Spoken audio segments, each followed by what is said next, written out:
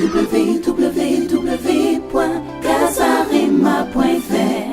Écoutez, ce n'est pas que je dis que lorsque quelqu'un te fait le mal, tu dois prendre ta vie, tu lui confies, non. Mais tu dois être sûr seulement que tu lui as pardonné. Jésus a pardonné à Judas, mais Judas n'est pas entré dans la Pentecôte.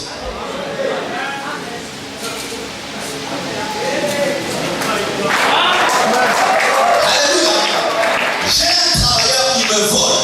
Je lui pardonne, mais je ne veux pas l'engager. Mais je lui pardonne. On se rencontre, je n'ai pas de problème. Mais pour ce qui lui travaille, il ne travaille pas. Mais dans mon cœur, je lui ai pardonné. Je peux même lui faire encore du bien, mais il ne travaille pas. Mais nous, le problème, c'est que quand tu dis que tu pardonnes, tu continues à ressentir la haine. Dieu ne te pardonne jamais plus depuis que tu pardonnes. Mais en attendant, tu as évité des combats dans ta vie, tu es en déconnexion avec Dieu. C'est pourquoi l'ennemi aime maintenir la haine et la rancune dans nos cœurs, parce que ça nous affaiblit et ça nous déconnecte de notre source. C'est pourquoi il te donne toujours des raisons pour continuer à haïr. Pendant que je te parle, je suis sûr que tu entends deux prédications, celle de Dieu et celle du diable. Allez, tu me voles mon iPad pendant le culte et je prêche et tu dis Seigneur, pardonne-moi d'avoir volé l'iPad du pasteur. Dieu ne te pardonne pas. C'est lorsque tu rends l'iPad que Dieu te pardonne. Mais n'est-ce pas comment me livre chrétien? Au mega livre, à célé.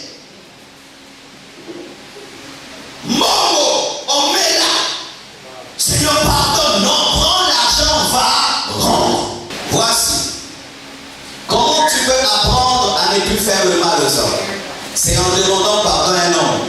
Cette blessure que tu vas sentir va t'enseigner que réellement quand tu fais le mal à un homme, il est réellement blessé. Mais lorsque tu fais le mal à quelqu'un, tu fuis devant Dieu, tu n'as pas rencontré le mal que tu as déclenché. Vous qui prenez les maris d'autrui, allez chercher seulement cette femme-là qui n'achète plus de nouveaux habits à cause de vous, qui marche à pied pendant que vous roulez en voiture à cause de vous, qui paye une petite maison alors qu'elle pouvait habiter une villa à cause de vous, qui a des enfants qui mangent une fois par jour alors qu'ils pouvaient manger 3 fois à cause de vous. Le jour que tu la croises, tu te rendras compte à quel point tu es démoniaque. Si tu viens à Dieu pour demander pardon sans une décision, tu n'as rien fait parce que Dieu le sait déjà. Est-ce que tu veux vraiment abandonner? Tu es décidé d'abandonner ton péché. Le péché là que tu confesses, est-ce que vraiment tu veux l'abandonner? Tu veux vraiment abandonner ce péché-là que tu confesses tous les jours? Seigneur, pardonne-moi, pardonne-moi. Est-ce que tu es décidé? Voici comment est-ce qu'on peut remarquer la décision dans un homme lorsqu'il décide d'abandonner un péché après avoir confessé qu'il s'en éloigne. Pour voir plus de vidéos chrétiennes en exclusivité, tapez www.casarema.fr. Au cœur, afin de communiquer ta parole puissamment et précisément. Règne dans ce lieu. Nous détruisons tout ce qui est contraire à ton esprit au nom de Jésus-Christ. Nous proclamons ton règne et ta domination. Prions que ton esprit opère librement et profondément dans les deux. Je prie que tu sauves les âmes perdues, que tu relèves ceux qui sont tombés, que tu affermisses ceux qui sont debout. Et que tu atteignes ton plan, ton but ce matin, béni. Attire tous ceux qui doivent entendre ce message. Bénis le premier et le second culte. Fais le bien dans nous ce matin, je te prie. J'ai assez prié. Amen.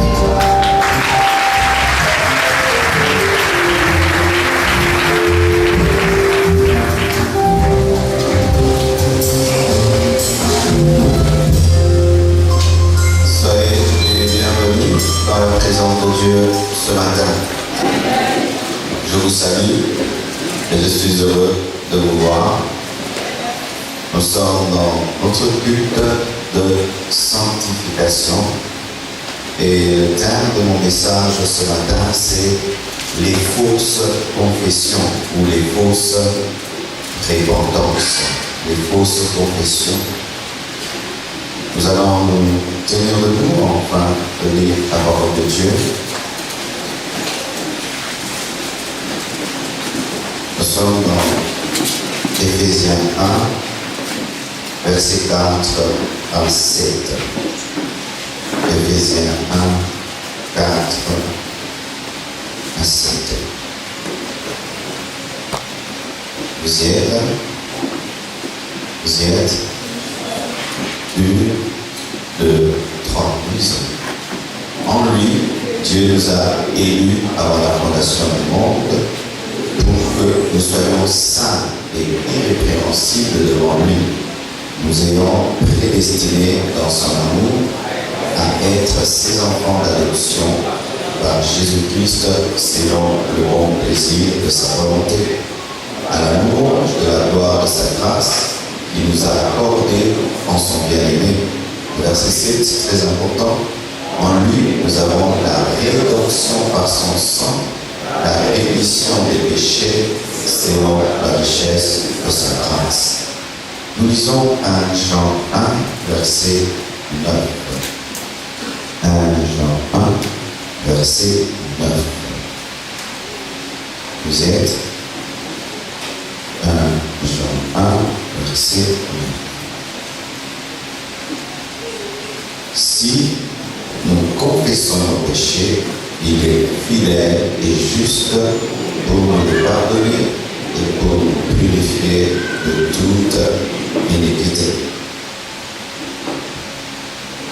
Ésaïe 1, verset 10 à 18. Ésaïe 1, 10 à 18. Vous y êtes? 1, 2, 3.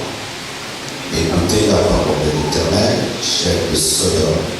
Prêtez l'oreille à la voix de votre Dieu, peuple de Gomorrhe. Qu'ai-je à faire de la multitude de vos sacrifices, dit l'Éternel? Je suis rassasié des holocaustes, des béliers et de la graisse des veaux. Je ne prends point de plaisir au sang des taureaux, des brebis et des boucs. Quand vous venez vous présenter devant moi, qui vous demande de suivre mes parvis? Cessez d'apporter des belles offrandes. J'ai en horreur l'encens des nouvelles lunes, les sabbats et les assemblées. Je ne puis voir le crime s'associer aux solennités. Mon âme est aux nouvelles lunes et aux fêtes. Elles me sont à charge. Je suis las de les supporter. Quand vous étendez vos mains, je détourne de vous mes yeux. Quand vous multipliez les prières, je n'écoute pas. Vos mains sont pleines de sang. Lavez-vous, purifiez-vous, ôtez de devant mes yeux la méchanceté de vos actions. Cessez de faire le mal, apprenez à faire le bien, recherchez la justice, protégez l'opprimé, faites droit à l'orphelin, défendez l'aveugle. Venez et plaidons, dit l'Éternel. Si vos péchés sont comme le cramoisi, ils deviendront blancs comme la neige. S'ils sont rouges comme la pourpre, ils deviendront comme la laine. Amen. Le dernier passage, vous êtes déjà fatigué? Matthieu 6, 14 et 15. Matthieu 6, 14 à 15. Vous y êtes? C'est bon? 1, 2, 3. Si vous pardonnez aux hommes leurs offenses, votre Père Céleste vous pardonnera aussi. Mais si vous ne pardonnez pas aux hommes, votre Père ne vous pardonnera pas non plus vos offenses. Nous acclamons la parole du Seigneur.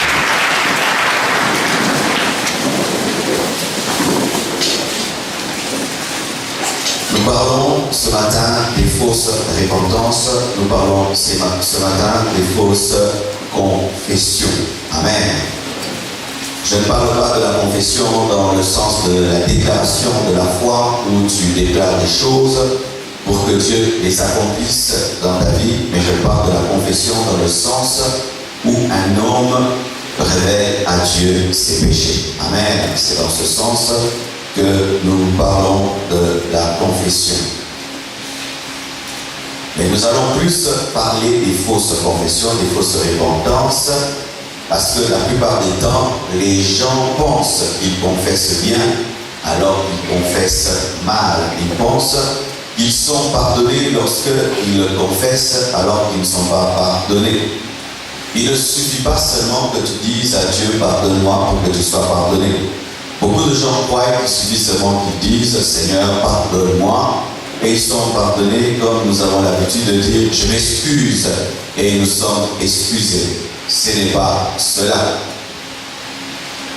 Lorsque nous lisons 1 Jean 1 verset 9, on dirait que c'est très facile d'obtenir le pardon de Dieu. Lorsque tu lis 1 Jean 1 verset 9, la Bible dit que si nous confessons nos péchés, il est juste et fidèle pour nous pardonner. Si nous confessons nos péchés, il est juste et fidèle pour nous pardonner. Et beaucoup de gens s'attachent à ce verset pour croire que Dieu accepte n'importe quel genre de repentance, n'importe quel genre de confession. Ça semble facile. Mais lorsque tu vas lire Ésaïe 1, verset 10 à 20, tu remarques un équilibre. La Bible là nous présente un Dieu qui ne prend pas tout, qui refuse certains sacrifices, qui refuse certaines offrandes, qui refuse certains cultes, qui refuse certains cantiques. Un Dieu qui est sélectif, un Dieu qui prend et qui refuse. Ainsi, bien-aimé, si tu vas dans 1 Jean 1, verset 9, sans prendre Ésaïe 1, verset 10 à 20, tu risqueras de faire des confessions que Dieu n'accepte pas. Retenez, Dieu n'accepte pas toute confession. Même quand tu lis Matthieu 6, la Bible nous dit qu'il y a des conditions pour être pardonné. Pardonnons nos offenses comme nous pardonnons. Donc, il y a des conditions pour être pardonné. Dieu ne pardonne pas toujours. Dieu ne pardonne pas toujours. Et aujourd'hui, tu vas savoir si tu es en train d'accumuler les péchés ou Dieu efface tes péchés. Et c'est très grave, bien-aimé, que tu vives une accumulation de péchés année après année, mois après mois, pensant que Dieu te pardonne, alors que c'est un poids de jugement que tu accumules pour le temps de la fin. Rassurez-vous toujours que vous êtes pardonné quand vous demandez pardon. Rassurez-vous, ne passez pas outre. Lorsque les églises avaient commencé, avant de faire la louange et l'adoration, nous avions l'habitude de faire la confession. Amen. Il y avait même des cantiques pour confesser. Et le modérateur se rassurait que les gens s'étaient réellement repentis avant de passer à autre chose. Et lorsque nous avons modernisé l'église, on passe directement à l'adoration. Il n'y a pas de moment de confession. Et les gens entrent dans l'église et supposent qu'ils sont en ordre avec Dieu. Et même dans nos cultes personnels, vous allez remarquer que les moments où nous confessons les péchés sont très superficiels. Mais les moments où nous demandons sont très profonds. Mais quand nous demandons pardon, souvent quand nous prions, même dans nos chambres, c'est une seconde. Seigneur, pardonne-moi et on passe. Et puis on est très sérieux. Donne-moi ceci, donne-moi cela. Et chasser les démons, on est devenu encore davantage sérieux. Mais quand il s'agit de confesser les péchés, se mettre en ordre, la plupart des temps, nous sommes superficiels. Et qu'est-ce que ça fait? Nous accumulons péché sur péché et péché et péché. Nous nous attendons à aller au ciel et on finit en enfer. Nous nous attendons à être enlevés et puis on n'est pas enlevé. Je te pose cette question ce matin. Es-tu sûr que Dieu te pardonne quand tu demandes pardon? Es-tu sûr que Dieu te pardonne quand tu demandes pardon? Es-tu sûr que Dieu t'a pardonné? Alléluia. Rassurez-vous, je ne suis pas un prédicateur de la loi. Amen. Je suis un prédicateur de la grâce équilibrée. Amen. Je vais vous parler de 12 fausses confessions et je crois même si j'ai le temps, je vais ajouter une dernière que j'ai reçue pendant que la chorale chantait. Voici la première mauvaise confession. C'est rechercher le pardon de Dieu en dehors de Jésus. Rechercher le pardon de Dieu en dehors de Jésus est une fausse confession. Car la Bible nous dit dans Éphésiens 1, verset 7, que c'est dans lui que nous avons la rémission de nos péchés. Ce qui fait que lorsqu'un musulman demande à Dieu pardon, Dieu ne lui pardonne pas. Amen. Dieu ne pardonne qu'en Jésus-Christ parce que nous ne sommes pas sauvés par nos bonnes œuvres, nous sommes sauvés par l'œuvre de croix. Amen. Tout ce que je veux dire n'a pas de sens sans ce premier principe. Je répète, tout ce que je vais enseigner ce matin n'a pas de sens sans ce premier principe. Dieu, avant de te pardonner, pourquoi que ce soit, te pardonne d'abord grâce à Jésus. Lorsque tu demandes à Dieu pardon, présente toujours le sang de Jésus. Présente toujours le sang de Jésus-Christ qui ôte les péchés, qui n'efface pas seulement, mais qui ôte les péchés, qui ne couvre pas, mais qui ôte les péchés. Lorsque tu te tiens devant Dieu, ne te tiens pas devant lui sur base de ta propre justice, mais présente l'œuvre de quelqu'un d'autre, c'est alors que Dieu te pardonnera. Le pardon n'est qu'en Jésus-Christ. Ce qui fait que chaque fois que nous demandions à Dieu pardon et que nous étions dans le monde, Dieu ne nous pardonnait jamais. Je reconnais quand j'étais un païen, ça m'arrivait de demander à Dieu pardon. Je reconnais que quand j'étais encore dans le monde, ça m'arrivait de demander à Dieu pardon et Dieu ne m'a jamais pardonné. Vous tous qui êtes ici, qui n'avez jamais donné votre vie à Jésus, qui n'êtes pas nés de nouveau, Dieu n'a jamais pardonné vos péchés, même si vous demandez pardon, il ne pardonne pas par tes œuvres, mais il pardonne par l'œuvre de la croix. Alors la première chose, pour recevoir les pardons, tu dois recevoir le pardon. Il y a le pardon principal et les pardons qui viennent après le pardon.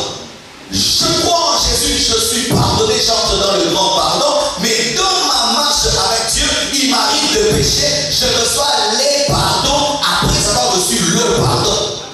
As-tu déjà reçu le pardon principal par l'acceptation de Jésus?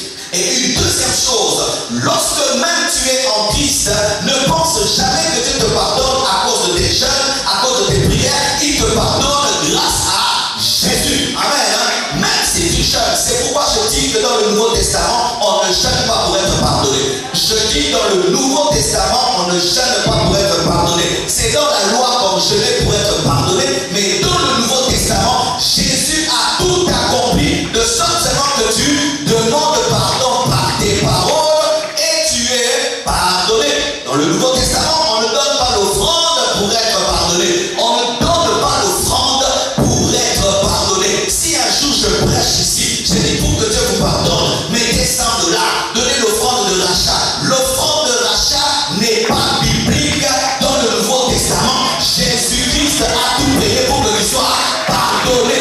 Même si tu donnes tout, ce n'est pas ça qui fait que tu sois pardonné, c'est l'œuvre de quelqu'un d'autre à la croix. C'est ainsi, même si tu es très très spirituel, ne présente jamais ta spiritualité devant Dieu, présente le sang de Jésus. Car des fois, il y a des gens qui disent, moi je suis l'ami de Dieu, Dieu va me pardonner. Non, Dieu te pardonne à cause de quelqu'un d'autre. Ne te présente jamais devant la justice de Dieu, elle va te brûler, mais présente celui qui était brûlé et tu es par cette justice afin que tu vis. Ainsi, vous remarquez ceci, que c'est d'abord la foi qui donne le pardon. La foi. Et alors, j'ajoute ceci que j'ai reçu pendant que la chorale chantait. Pour que Dieu te pardonne, tu dois croire qu'il va te pardonner. Vous qui vous approchez de Dieu pour être pardonné sans croire que Dieu va vous pardonner, il ne vous pardonnera pas, parce que le pardon aussi s'acquiert par la foi comme le miracle. Car le pardon est un miracle. Un pécheur pardonné, c'est comme un paralytique qui a marché. Mais sa paralysie, c'était le péché. De la même manière qu'un malade doit croire qu'il sera guéri, un pécheur doit croire qu'il sera pardonné. Aujourd'hui, si tu reçois Jésus et tu demandes à Dieu pardon, tu seras pardonné. Ne dis pas, j'ai inventé 10 fois, j'ai été sorcier, j'ai été ceci. Tu seras pardonné, tu dois le croire.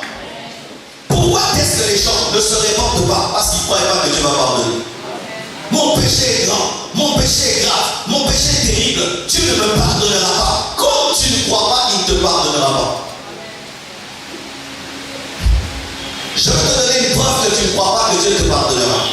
1. Tu n'oses pas t'approcher de Dieu quand tu pêches. Parce que tu dis, j'ai trop mal fait. Je connais la parole, je connais les Écritures. Ce que j'ai fait là, je le sais très bien. Alors je ne vais pas lui parler. Je ne vais pas lui parler. Pourquoi tu ne lui parles pas? Parce que tu ne crois pas qu'il va te pardonner. Tu penses que Dieu est un homme comme toi. Tu penses que Dieu est rancunier. Dieu n'est pas rancunier. J'ai dit, Dieu a ta garantie. Dieu n'est pas rancunier comme toi. Ton problème, c'est que tu penses que Dieu est rancunier comme toi. Mais il n'est pas rancunier. Si tu crois, il te pardonnera. Alléluia. Ainsi, quand tu pêches, quand tu te tiens devant Dieu, présente Jésus tes crocs. Et tu seras pardonné. Frère, c'est ça. La Bible nous dit que Jésus-Christ a dit à un homme, va, tes péchés te sont pardonnés, c'est grave. Comment toi tu peux dire que tes péchés sont pardonnés?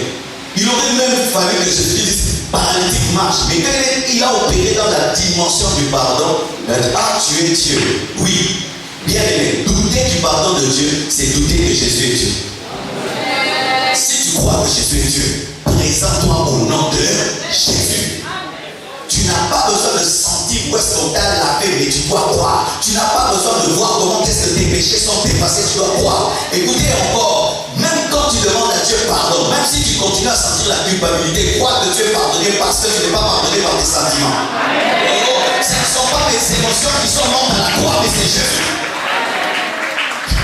Lorsque Jésus-Christ a pardonné au brigand qui était à ses côtés, est-ce qu'il sentait que la croix ne lui faisait plus mal? La croix continue à faire mal, mais elle était pardonnée. Sa situation présente n'avait pas changé, mais il était pardonné. Tu n'as pas besoin de signe pour voir que Dieu t'a pardonné. Oh, je sens quelque chose. Il y a des gens qui attendent voir la bénédiction pour voir qu'ils sont pardonnés. Non, même si je fais la croix, je suis pardonné. Même si je fais la croix, je suis pardonné. Mais vous attendez, si je commence à vous sentir l'onction, si je commence à voir des visions, si je commence à voir l'argent, c'est la preuve que Dieu m'a pardonné. Tu n'as pas besoin de preuve. Tu n'as pas besoin de preuve, tu as besoin de foi. Sinon, la culpabilité t'arrachera toujours le pardon de Dieu.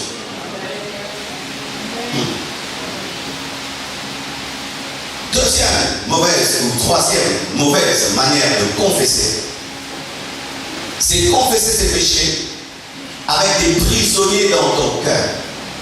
La Bible dit dans Matthieu 6, pardonne-nous nos offenses comme c'est-à-dire également, de manière égale, comme nous pardonnons les offenses de ceux qui nous ont offensés. Voilà maintenant les problèmes commencent. Dieu ne pardonne jamais les péchés d'un rancunier.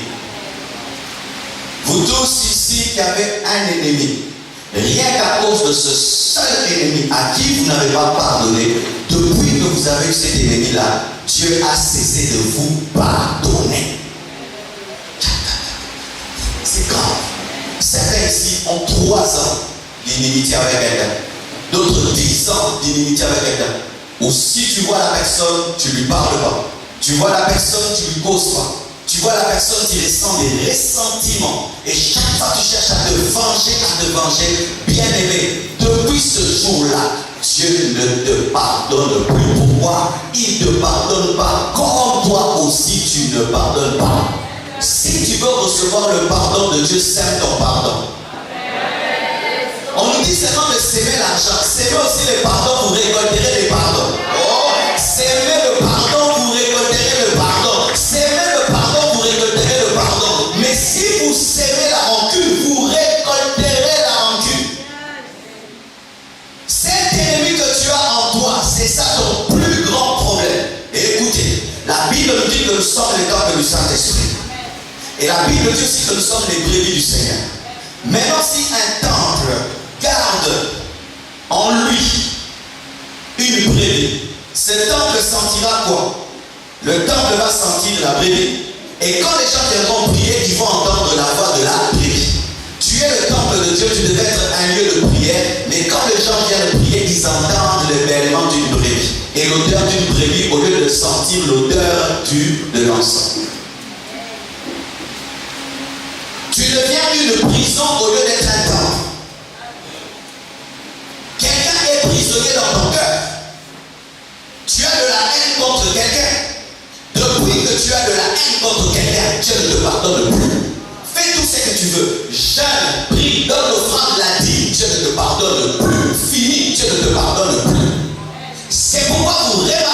vos vies, que vos problèmes commencent par la haine. Vous chassez trop de démons, mais vous ne chassez pas suffisamment la haine de vos cœurs. Un homme qui ne cause pas avec sa femme, vous êtes maudit sur le lit. Vous êtes maudit. 3 jours, vous ne causez pas. 1 mois, vous ne causez pas. Votre problème n'est pas loin de vous. C'est seulement votre inimité qui fait que Dieu ne vous pardonne plus. Tu as de la haine pour quelqu'un. J'entends une voix qui dit, mais j'ai raison. Bien aimé, même si quelqu'un a tué ton père, tu dois lui pardonner parce que toi, tu as tué Jésus, Dieu t'a pardonné. Nous avons tué Jésus par nos péchés, mais Dieu nous a pardonné. Mais nous, on donne toujours des arguments. Et quand même nous voulons masquer notre rancune, on dit quoi? Na boaki saye, aha, ye asa papier o waka na fulu, mutunza masala na elili na ye, o boaka ye.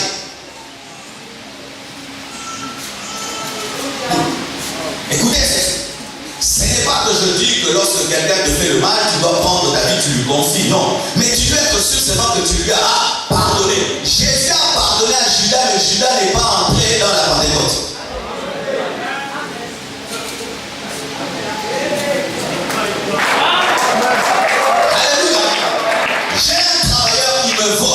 Je lui pardonne, mais je ne veux pas l'engager. Mais je lui pardonne. Quand on se rencontre, je n'ai pas de problème. Mais pour ce qui est du travail, il ne travaille pas. Mais dans mon cœur, je lui ai pardonné. Je peux même lui faire encore du bien, mais il ne travaille pas.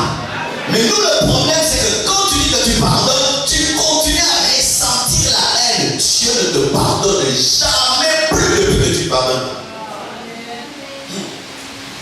Imagine maintenant tes journées. Le matin, tu critiques, non pardonné. Le soir, mauvaise pensée, non pardonné. À midi, orgueil, non pardonné. La nuit, pornographie, non pardonné.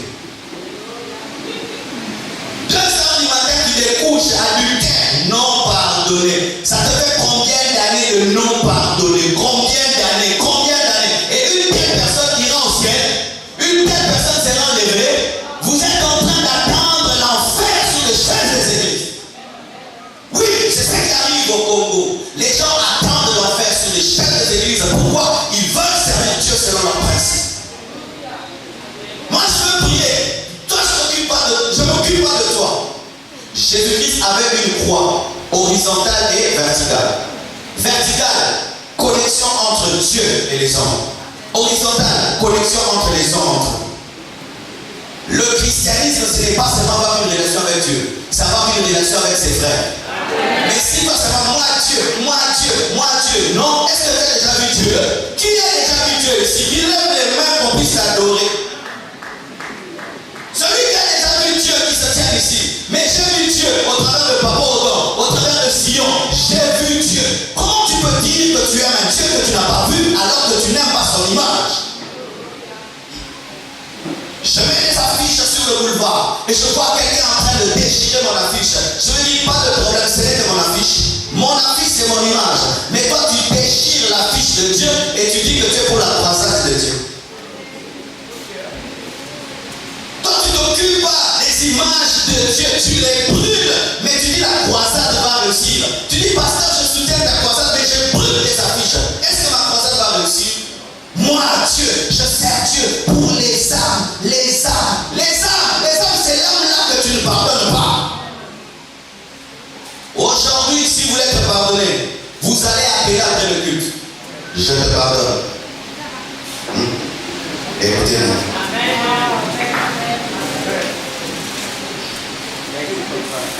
Je te pardonne. Tu vas écrire un SMS, je te pardonne. Tu vas chercher quelqu'un, tu dis je te pardonne. Car si tu ne le fais pas, Dieu ne te pardonnera pas. Après le culte, vous devez le faire. Et si vous ne le faites pas, vous continuez votre religion à vous que vous avez créé Madine Homo, mais ce n'est pas la Bible.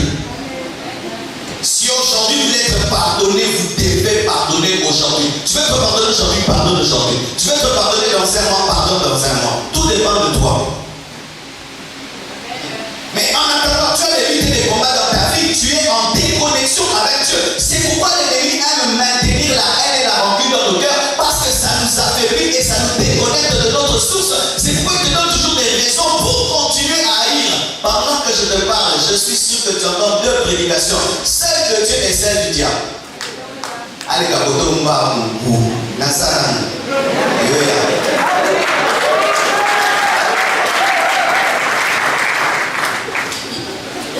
Alléluia.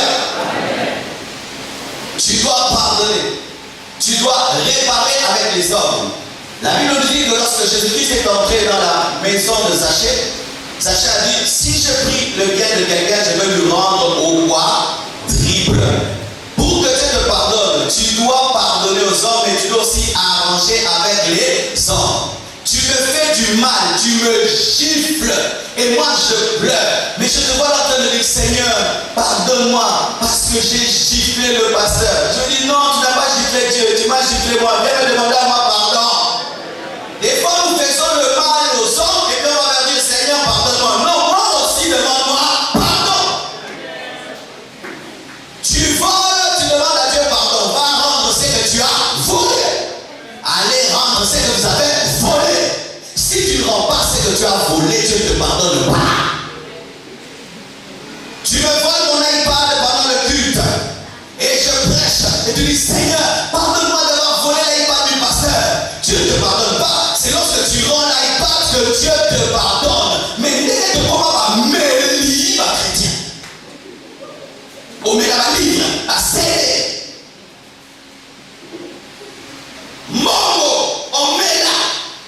Seigneur, pardonne, non, prends l'argent, va rendre. Lorsque j'ai donné ma vie à Jésus-Christ, je suis venu, j'étais très heureux. Dieu m'a dit, tu volais souvent. Je volais souvent chez moi à la maison. Oui, j'étais voleur. Je ne suis pas né pasteur. Quand est-ce que je volais? Je volais quand mes parents m'envoyaient. Ils recevaient beaucoup de visiteurs. Ils m'envoyaient la primus et tout le reste. Et entre les allers-retours, tous les oublis là, tu vois, même ils envoient trop. Ils savent plus qu'un 100 francs qui est resté. Moi, je les embrouille. Et je garde ça en attendant voir s'ils s'oublient jusqu'au lendemain. Et quand j'ai la confirmation de l'oubli. Et vous voyez, j'avais l'air d'un bon garçon. Et on disait toujours que c'était mon petit frère. Et j'ai laissé mon tabasser mon petit frère. Mais c'est moi le sérieux qui volait. Le jour que je me suis converti, j'ai dit, oh le Saint-Esprit. Tu m'as dit, va dire à ta mère que c'était toi le voleur de la famille. Amen. Je suis allé voir maman, j'ai donné ma vie à Jésus. Ah, gloire à Dieu mon fils. Mais je voudrais te dire une vérité. Tu sais que c'est moi qui volais tous les 50 francs et tout le reste c'était pas Luison, c'était moi. Et elle a dit, ah, vraiment tu as changé. Elle m'a même pas demandé de rendre, mais le fait de demander pardon a été une confirmation que je m'étais converti. Est-ce que toi tu es converti? Est-ce que tu as déjà rendu ce que tu as pris?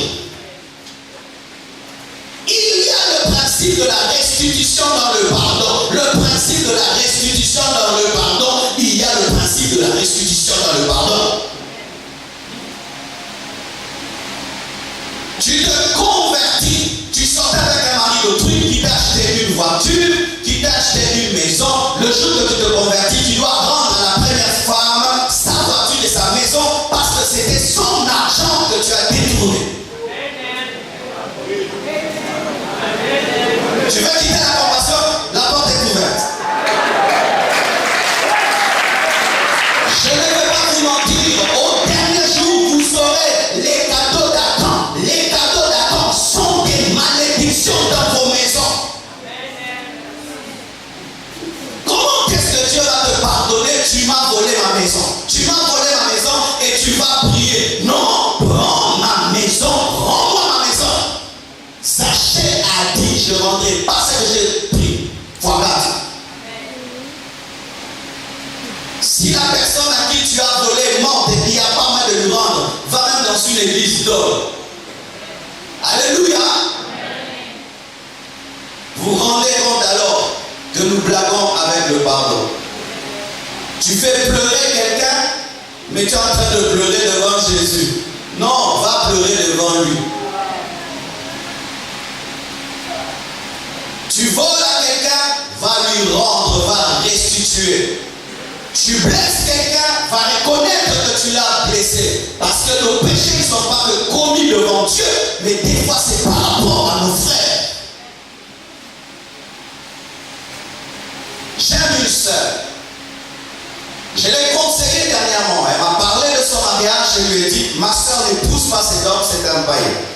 Et elle ne m'a pas dit, mais elle a murmuré contre moi, elle a parlé du mal contre moi.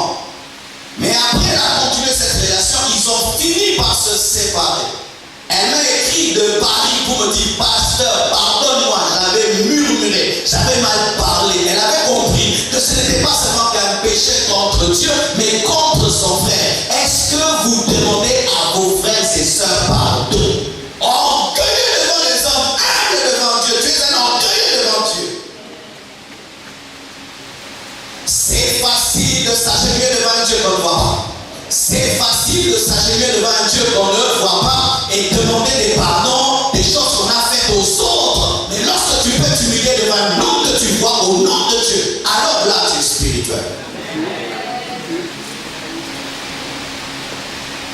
Et alors posez-vous la question, est-ce que vos péchés sont pardonnés? Tu vas vivre comme ça le jour de l'enlèvement, tu rates. Un jour, on a parlé de l'histoire, je ne sais pas si c'est vrai, mais quelqu'un a dit qu'il avait une vision. La vision d'un couturier monté vers le ciel, et lorsqu'il est arrivé vers un endroit pour entrer, tous les tissus des clients qu'il volait, vous voyez les couturiers, il y a toujours des maîtres là, ils prennent, ils en font quoi, les guiso-azo et les tchanga-tchanga. Alors quand lui allait au ciel, tout d'un coup, tous les habits volés, l'homme est pris et il est rentré. Couturier, cordonnier, au savez la macasse, au nom de la peine. Les couturiers et les cordonniers ont un démon commun de mensonge. Ils sont comme s'ils ont le même père et la même mère sans avoir le même père et la même mère. C'est rare d'avoir un couturier qui ne ment pas, un cordonnier qui ne ment pas. Il dit tout le monde demain. Il peut sortir avec la chaussure.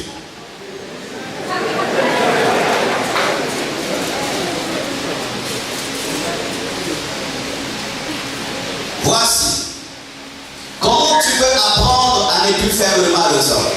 C'est en demandant pardon à un homme. Cette blessure que tu vas sentir va t'enseigner que réellement quand tu fais le mal à un homme, il est réellement blessé. Mais lorsque tu fais le mal à quelqu'un, tu fuis devant Dieu, tu n'as pas rencontré le mal que tu as déclenché. Vous qui prenez les maris d'autrui, allez chercher seulement cette femme-là qui n'achète plus de nouveaux habits à cause de vous, qui marche à pied pendant que vous roulez en voiture à cause de vous, qui paye une petite maison alors qu'elle pouvait habiter une villa à cause de vous, qui a des enfants qui mangent une fois par jour alors qu'ils pouvaient manger 3 fois à cause de vous. Le jour que tu la croises, tu te rendras compte à quel point tu es démoniaque. Mais quand vous vivez seulement à Manguénéné, à nous ici là, ce n'est pas Manguénéné que vous avez blessé, vous avez blessé une personne.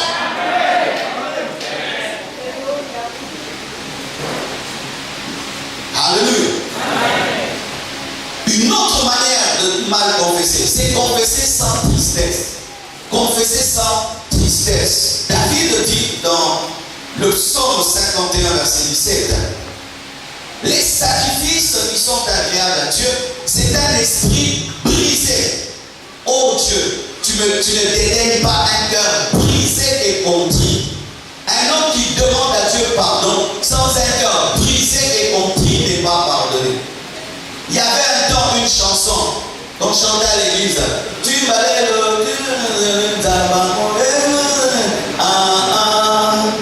Vous savez que ça veut dire quoi? Demandez à Dieu pardon, ça va lousser. Seigneur, pardonne-nous. Pardonne-nous. Pardonne-nous. Si oracle, casse mon ordinateur. Et puis vient le moment, papa, j'ai cassé ton ordinateur.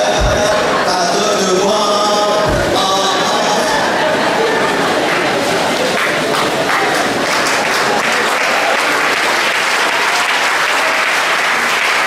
Quand tu demandes à Dieu pardon, Dieu n'entend pas d'abord tes paroles, mais il va lire ton cœur.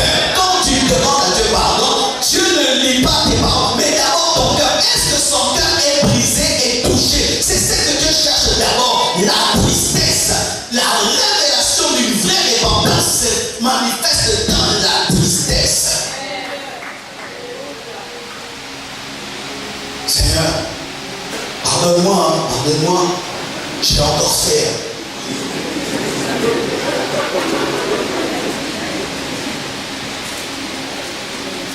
Il pêche et puis il rigole. Le couteau on en dit ça va lui ça. Dieu ne vous pardonne pas. Il attend que tu pleures, que tu sois triste. Pourquoi? Un péché qui t'attriste pas, tu vas le faire encore, tu vas le faire encore, et tu vas le faire encore, et tu vas le faire encore. C'est pourquoi quand tu demandes pardon en rigolant, Dieu ne te pardonne pas. Comment tu peux garder le sourire alors que tu pêches? Ça, c'est quel genre de chrétien qui ne pleure plus? Mais c'est un caoutchouc.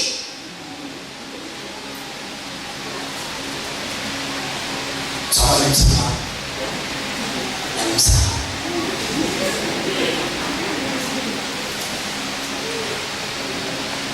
Quelle est la dernière fois que tu as confessé le péché en pleurant? Tu vas remarquer ceci. La plupart des péchés que tu as abandonnés, ce sont des péchés qui t'ont attristé. Ou tu as envie même de te taper toi-même. Comment j'ai compris ça? Tout ça, mais comment? Tu vas voir, tu vas abandonner ce péché. Mais le péché que tu comprends, tu te lèves, il te fait rigoler. Tu ne vas jamais l'abandonner. Les étudiants qui se glorifiaient des trichés. Tricher dans le faux mot. Non, pour quelle dimension? C'est ça sous moi quand même. Dieu ne te pardonne pas. Dieu ne te pardonne pas jusqu'à ce que tu sois attristé par ton péché. Un homme qui trompe sa femme, mais il le dit comme ça. Moi, je la trompe. Je la trompe. Et elle qui? Elle. Non, il faut dire, je trompe ma propre chair. Jamais ma propre chair dans une poubelle. Parce qu'une prostituée est une poubelle. La poubelle du monde, c'est une prostituée. Jamais mon corps dans la poubelle. Je serai manger là où les chiens, les cochons, tout le monde mange. C'est ça. Et tu fais.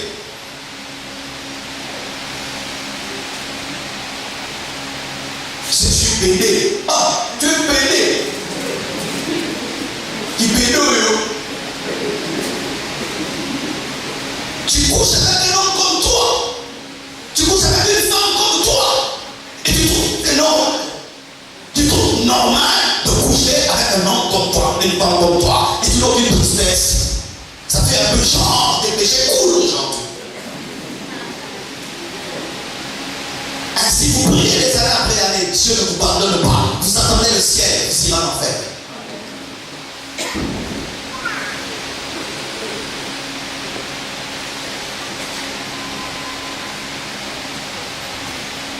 D'autres confessent les péchés sans être convaincus que c'est un péché.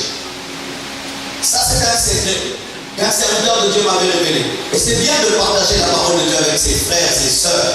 Partagez beaucoup la parole de Dieu. La Bible dit que le Saint-Esprit nous convainc de péché, de justice et de jugement. Je vais te donner un secret en matière de repentance. Voici. Si tu n'es pas encore convaincu qu'un péché est un péché, ne le confesse pas, tu dois le commettre encore. Il y a certains péchés dans ta vie, tu dis, c'est pas vraiment un péché, n'est-ce pas? Alors tu vas le confesser, mais tu vas le faire. Pourquoi? Tu n'es pas encore convaincu que c'est un péché.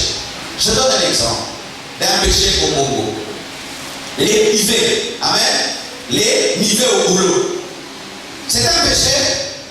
C'est pas un péché? Si juste là tu ne peux pas répondre à ça, tu ne vas pas abandonner. Nivet, c'est un péché ou pas péché? Tu as un salaire de 500. Mais tu peux aussi te faire un peu sous la table de 200, 400, 500 que le patron ne connaît pas, que personne ne connaît pas. Mais si le gouvernement t'attrape, tu vas en prison. Mais si tu t'attrape, tu es béni. C'est un péché ou pas péché? Un péché. Tu ne vas pas abandonner. Mais si tu dis c'est le péché, tu vas abandonner. Et tu vas te contenter de ton salaire. Tout ce qui n'est pas le produit d'une conviction ne demeure pas. C'est pourquoi recherchez d'abord la conviction du péché avant de rechercher la repentance. C'est pourquoi si tu sens en toi que ce que tu fais régulièrement est un péché, mais ton cœur n'est pas encore convaincu que c'est un péché, dis Seigneur, enseigne-moi pour que même ma conviction puisse adhérer à ta parole. Il y a des gens, critiquer c'est pas un péché, n'est-ce pas?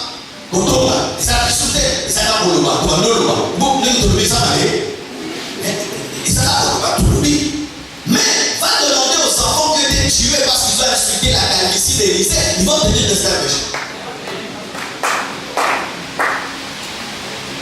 Manger sa dîme, c'est un péché. Si tu n'y réponds pas, tu mangeras ta dîme. Donner à Dieu des offrandes qui n'ont pas de sens, c'est un péché. Si tu ne sais pas répondre, tu vas encore amener des offrandes qui ne te touchent pas. Qu'est-ce qui est ta conviction? Qu'est-ce qui est ta conviction? C'est pourquoi tu vas remarquer, l'ennemi s'oppose à la parole de la brèche, parce que la parole vient pour aiguiser ta conviction. Certains disent que se masturber n'est pas un péché, n'est-ce pas? Je l'ai fait avec personne. Est-ce que je fais quelque chose? Je l'ai fait avec personne. Quelqu'un qui dit que la masturbation n'est pas un péché parce qu'il n'est pas avec personne, il va encore se masturber. Quelqu'un qui dit cela va encore le faire. Pourquoi? Parce que il n'est pas convaincu que c'est le mal. Boire l'alcool, c'est un péché? Ou tu es à la maison, tu prends le whisky, tu bois. Non, mais je ne suis pas en niveau, je ne suis pas. Est-ce que je fais du mal? Quelqu'un qui n'est pas convaincu que prendre du whisky, c'est pas le péché, il va prendre. Quelle est ta conviction?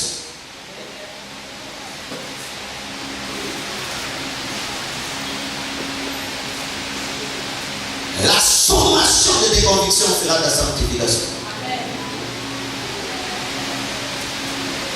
Confesser le péché sans être sûr que c'est un péché amène toujours une fausse confession où tu confesses quand même, mais quand même au fond de toi, est-ce que tu as des sous? Mais là, tout est là, tout est là. Donc, tout est là, les gens qui va dire, ça amène, c'est comment vous avez tout dit. Et c'est pas l'Ancien Testament.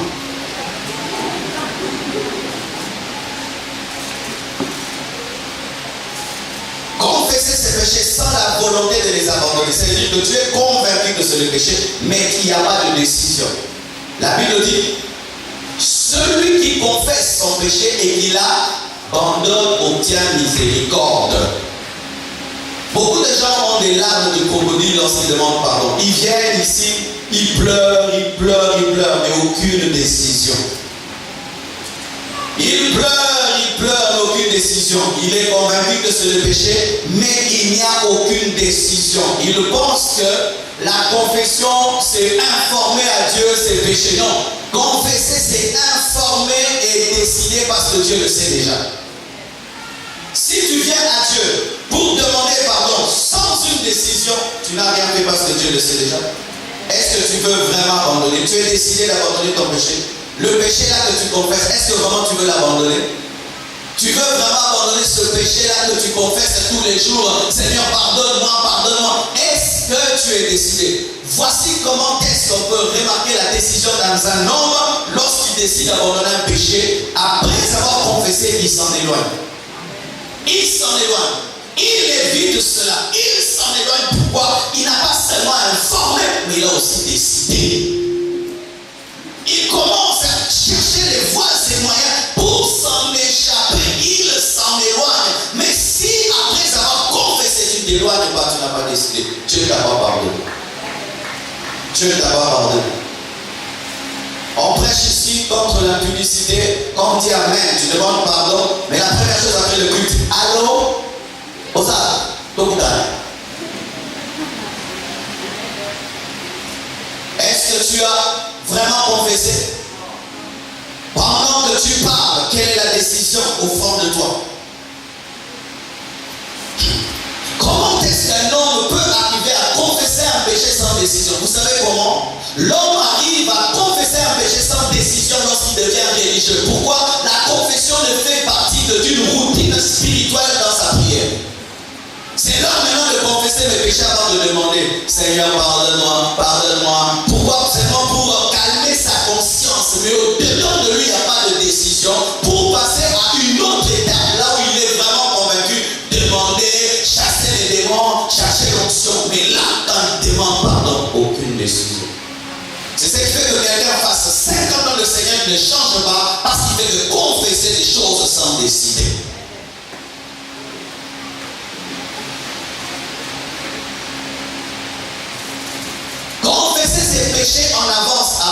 commettre est une fausse confession.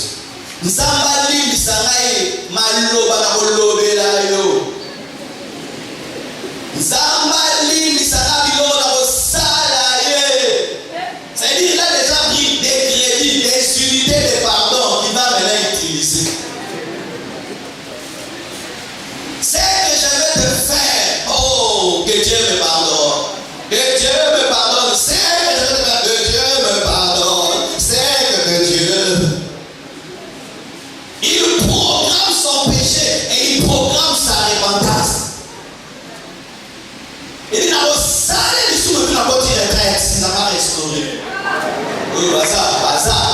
Les sous dans ça, on sait que dans mon cas, ça va la retraite, ça va restaurer. Ah oui, mais c'est ce que nous faisons. N'est-ce pas qu'on ne le faisait pas avec nos parents?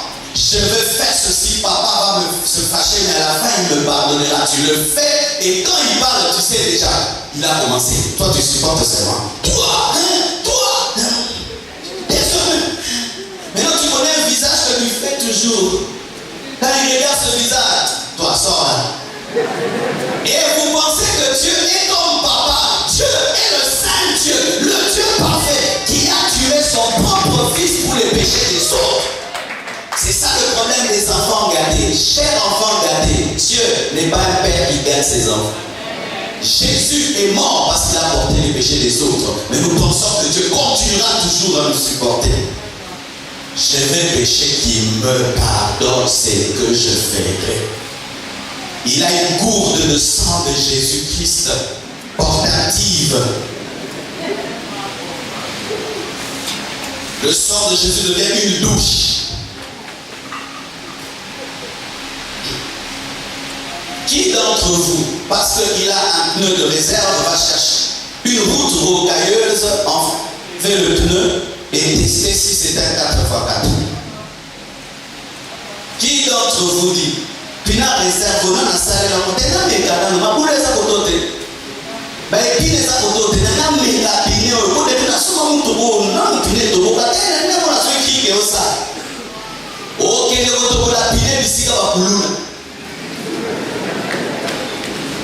Alléluia. On retourne la pine, ici, la couler. Les deux changer une bouffée. Tu vas commettre un péché dans le corps et les démons entrent dans ta vie, tu deviens esclave. Certains péchés que vous commettez tous les jours, vous avez commencé, c'était un essai. Je vais faire corps et puis je vais demander pardon, mais tu le fais une fois, deux fois, tu n'arrives plus à en sortir. Mais tu avais commencé en t'amusant, mais aujourd'hui tu es devenu un esclave.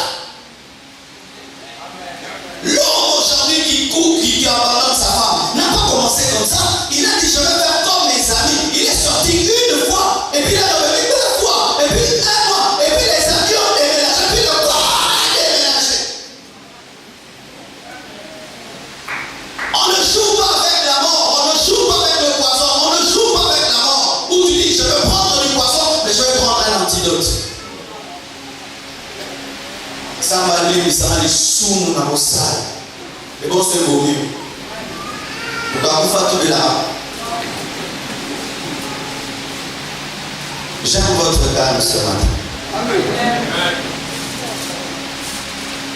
Et d'autres confessent parce qu'on les a pris la main dans le sac.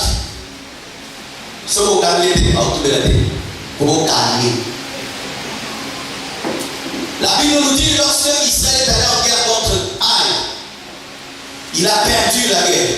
Et Dieu dit à Israël, il y a l'interdit au milieu de vous. L'un de vous a pris l'interdit à Jéricho. Et Josué vient et dit, quelqu'un a pris l'interdit, quelqu'un a touché à l'interdit. C'est pourquoi nous avons perdu devant Aïe. Attends, c'est que c'est lui qui a pris le bien de Aïe. Il dit rien. La prophétie commence. On dit, Adam est par ici. Par ici. Adam. Oui, par ici. La prophétie précise. Adam est maintenant par ici. Adam est sur cette rangée.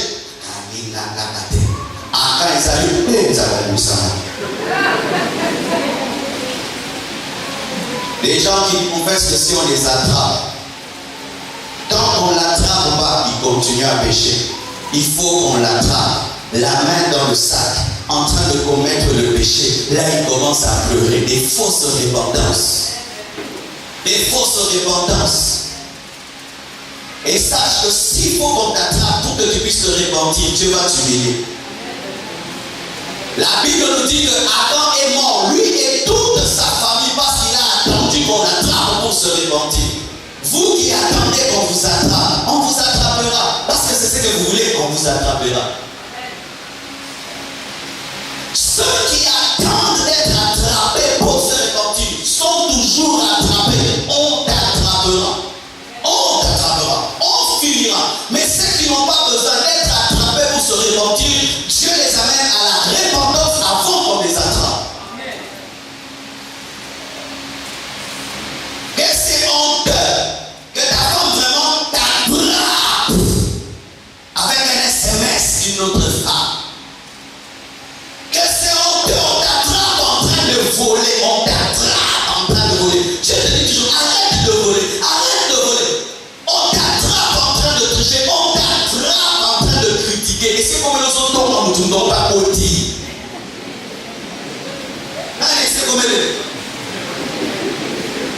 C'est comme elle. Nous avons besoin de tirer au moi, je me retourne la maison, ça retourne, ça explose, on va dire la service, ça retourne. Et la personne entre et tu sais son nom. Tu cherches un trou, après sortir de l'autre côté, mais tu es toujours là.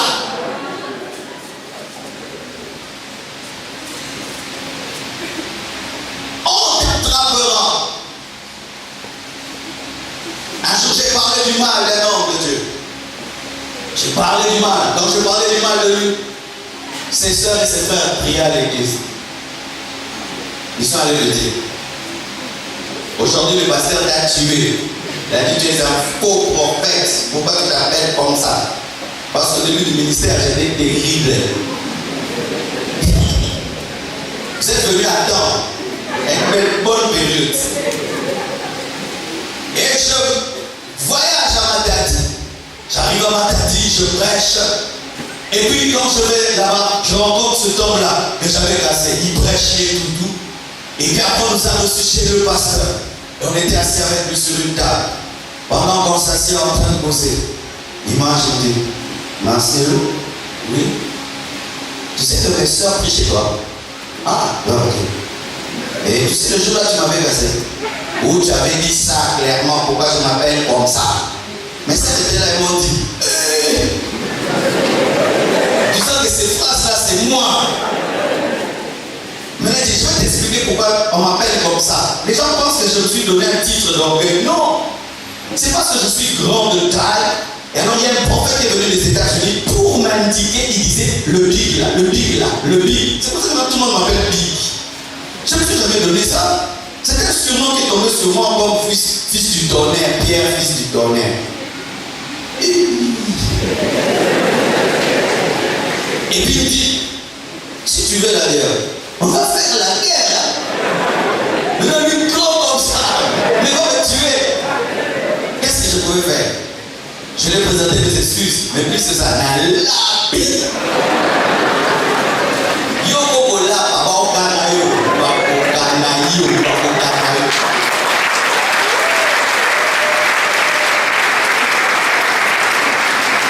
Je vous avais dit que je devais dire à un de mes travailleurs de partir, la prophétie s'est accomplie. Mon travailleur là, il ment toujours. Même si il ment toujours. Il est terrible. Tu peux même lui dire, tu t'appelles comme ça. Elle dit, donc lui, il a un don au Ouamana tous les jours. Il y a 2 ou 3 jours. Je rêve que je lui ai dit de partir. Et puis je me réveille la nuit, 23h du matin. Je sors pour prier sur le balcon. Et je le trouve là endormi. La sentinelle qui dort. Pas là où il doit dormir d'ailleurs. Non, vraiment là où c'est confortable.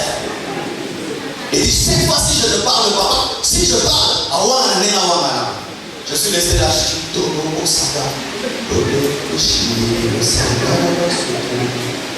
Il dort 30 minutes. Il dort. Moi, je suis là, il dort. Là, vraiment. Après, un bruit. Il me voit. Maintenant, il sait que quand il se réveille, je dis, Jeannot, tu dors. Mais cette fois-ci, je n'ai pas parlé. Il me regarde maintenant endormi. Attends, je parle de quoi voir et puis c'était humiliant de dormir, le patron veille. Alors il prend le téléphone pour voir si, comme s'il avait l'alarme, il avait réglé l'heure des réveils. Je ne dis rien. Il se réveille, je ne dis rien. Il me passe, je ne dis rien. Il va, il part, il revient. Il cherche un petit comprimé, il me dit, là. Et puis il fait comme ça. Je dis rien. Je l'ai. Attendez, on t'attrapera jamais.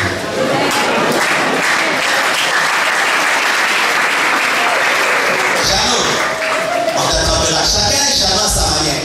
Chacun est Jeannot à sa manière. Des trucs que tu fais en secret, personne ne sait. Quand Dieu te reproche en secret, prends une décision en secret, sinon ta repentance sera publique. Quand Dieu te parle en secret, humilie-toi en secret, sinon ta repentance sera publique.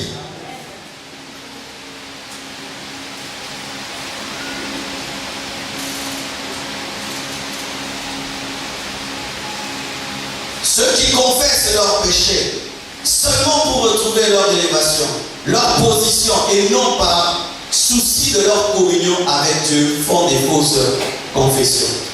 Absalom tue Amnon et David le chasse. Il est banni d'Israël, mais il fait tout pour revenir auprès de David. Pas parce qu'il aimait son père David, mais parce qu'il voulait retrouver sa position de prince. Et beaucoup d'enfants de Dieu font des mauvaises confessions. Ils confessent seulement pour retrouver leur position, leur élévation, leur place à l'église, mais pas leur communion avec Dieu. Leur communion avec Dieu n'est rien du tout. C'est plus leur position à l'église. Ou s'ils pêchent, on le suspend, ils demandent pardon pour retrouver sa place, mais pas pour retrouver la communion avec Dieu. Ou ils cherchent le pardon de Dieu pour la bénédiction de Dieu, pour l'onction, pour la puissance, mais pas pour vivre en intimité avec Dieu. Dieu ne pardonne pas de telles personnes. Dieu ne nous pardonne pas lorsque nous nous approchons de sa main. Il nous pardonne lorsque nous nous approchons de son cœur et de son visage. Lorsque tu demandes à Dieu pardon, qu'est-ce qui te motive? Oh, je veux perdre ma bénédiction. Ma bénédiction était proche. Ma bénédiction était proche. Je dois vite demander pardon. Je vais rater la bénédiction. Dieu n'aime pas ça. Dieu aime lorsque tu demandes pardon pour le retrouver. Le fils prodigue est rentré à la maison pour retrouver papa. De sorte qu'il a dit, même si tu fais de moi ton serviteur, même si tu me donnes la place du fils, je vais être dans ta présence. Qu'est-ce qui te motive dans ta repentance? L'onction, le ministère, le travail, le poste, le titre ou la présence de Dieu? Une personne qui se répand parce qu'elle a blessé le cœur de Dieu abandonne facilement le péché. Une personne qui se répand pour retrouver des avantages.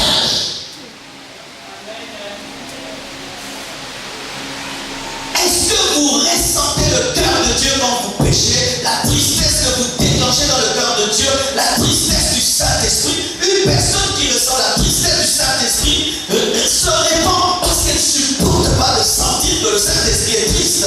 Mais lorsque tu demandes pardon pour seulement retrouver des relations, retrouver des avantages, c'est une fausse repentance. J'aimerais terminer en vous disant ceci, mes frères et sœurs.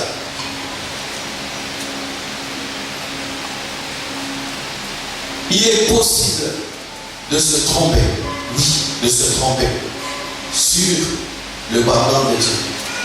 Et si pendant que j'ai péché, tu viens de te rendre tout d'un coup, que ta vie n'est qu'une accumulation de péchés, mais qu'en soi, jamais Dieu t'a pardonné, je te dis que tu es très en danger, très en danger, très en danger.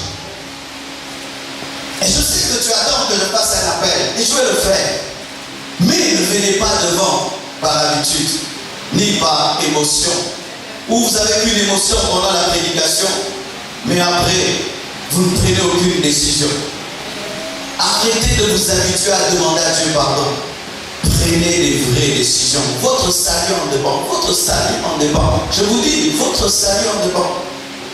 Quand je me suis tenu sur cette chaîne avant de prêcher, que la chorale chantait, Dieu m'a dit, vois-les comme des hommes qui sont tombés dans l'eau, à qui tu es en train de jeter des bouées. J'ai dit, comment? Oui, vois-les comme s'ils sont noyés, mais c'est toi qui jettes les bouées. Une bouée a été jetée aujourd'hui, cette parole. Si tu la prends, ça va te sauver. Mais si tu t'habitues à écouter, mon frère, Jésus revient bientôt. Tu vas un jour mourir. Un jour tu mourras et tu te tiendras face à Dieu. La seule chose qui peut te sauver, c'est Jésus, être en communion avec lui. Quittez les fausses repentances et répentez-vous vraiment. Que Dieu vous bénisse. Amen.